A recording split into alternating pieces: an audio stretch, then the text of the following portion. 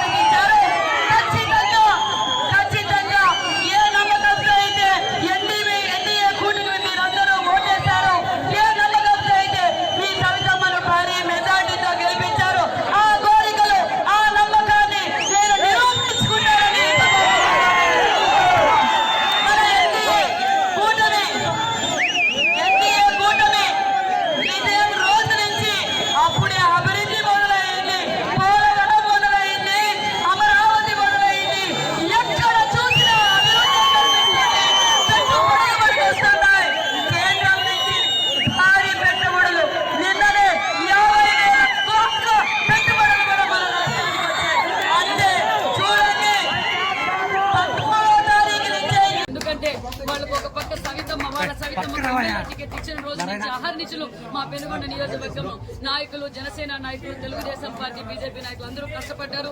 జిల్లాలో వాళ్ళు ఏ మాట అయితే ఇచ్చారో సవితమ్మకు మేము భారీ మెజార్టీ ఇస్తామన్నారు. జిల్లాలోని అత్యంత మెజార్టీ ఇస్తూ మళ్లీ చంద్రబాబు నాయుడు గారు మనకు పెనుగొండ నియోజకవర్గానికి మంత్రి పదవి ఇవ్వడంతో వాళ్ళ సంతోషంగా చంద్రబాబు నాయుడు గారికి ధన్యవాదాలు కూడా తెలియజేస్తున్నారు.